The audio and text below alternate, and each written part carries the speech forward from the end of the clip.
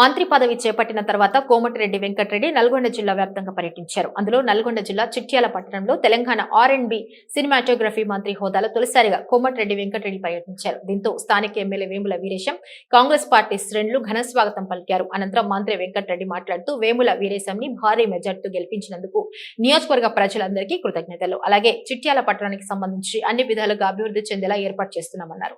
ముఖ్యంగా రోడ్డు ప్రమాదాలకు సంబంధించి చిట్యాల ఫ్లైఓవర్ బ్రిడ్జి నిర్మాణం కొరకు జనవరిలో 65 కోట్లతో శంకుస్థాపన చేస్తామని హామీ ఇచ్చారు.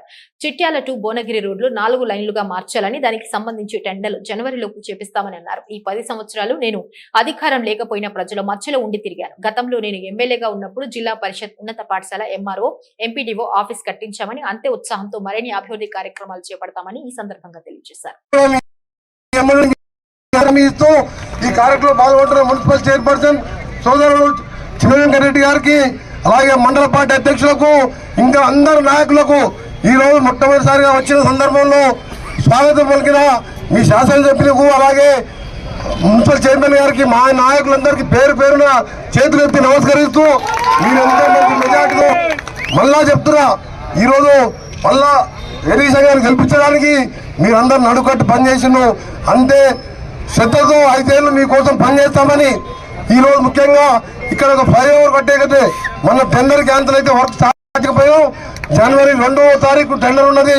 14వ తారీఖు సంక్రాంతి లోపు ఫ్లైఓవర్ నిర్మాణం కూడా చేసుకొని అదే రోజు 65 కోట్లతో ఆ ఫౌండేషన్ స్టోర్ వేసుకుంటాం. దాంతోపాటు ఇప్పుడే మన శాసనం చెప్పినట్టు ముఖ్యమైన రోడ్డు ఎన్నో యాక్సిడెంట్లు అవుతూ ఎంతో మంది చనిపోవడం జరిగింది. చిట్యాల నుంచి భువనగిరి వరకు 4 లేన్ కూడా జనవరి నెలాఖరికి టెండర్ కార్యక్రమం పూర్తి చేపిస్తారని దాదాపు 400 కోట్లతోని ఇలా రోడ్డుని కూడా అభివృద్ధి చేస్తున్నాం. ఇంకా చిట్యాల రావణపేట కూడా నగరికల్ కాన్ఫరెన్స్ లో వస్తాయి.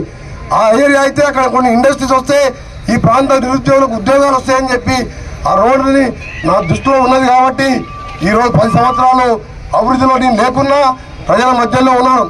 ఆ రోజు అధికార పార్టీని కూడా విధించాను. కానీ తెలంగాణ వచ్చింది మన డిసెంబర్ 3వ తారీఖు మననే. అందుకని ఇంత అభివృద్ధి కార్యక్రమాలు చేయాలని ప్లాన్లో ఉన్నాయి.